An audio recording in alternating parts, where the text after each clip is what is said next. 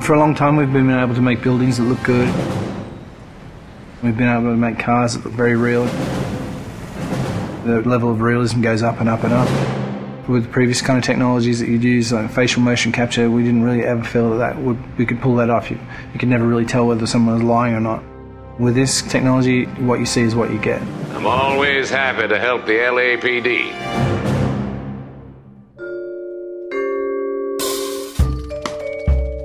We started research on it about 5 years ago. Back then, only research groups were really doing it, this kind of 3D mesh generation from optical cameras. We thought that there might be some application for what we were doing, and this story is a detective story, so the believability of the actors' performances is key to gameplay. That's one of the key strengths of our system. We can actually see all the subtle features that animation traditional ones just can't do. Cole Phelps, traffic. What have we got?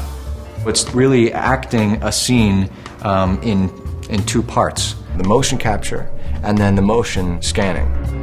The motion capture captures all the body movements and where people look, so it gives you all of the eye lines. Regulator valve. Good find.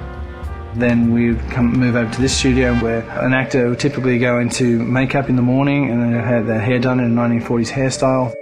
Then they'd come into a room and sit in the seat behind me, and what the rig does is capture a volume around them. You've got cameras not only around, but also looking upward and downward as well. So any kind of movement is going to cut out some of the information.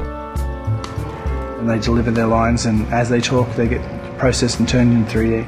And action.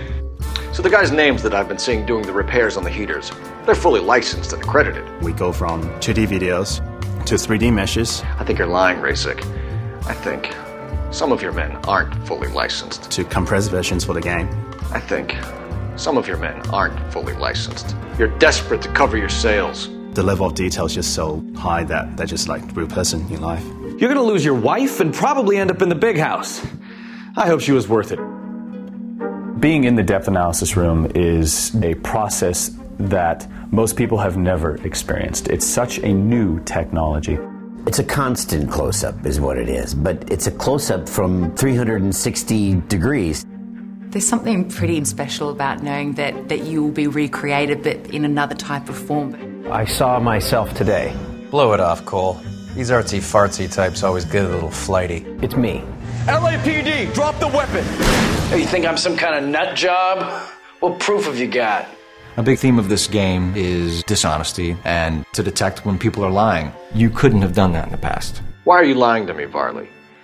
The better you are at reading people, the more things it'll reveal, and the story goes different ways if you do that. The only way you're going to get rid of me is to give me an answer. You're out of your depth here, detective, and you're asking the wrong questions of the wrong people. Having this realism really helps. You're literally talking to that person and then seeing how they behave by asking questions.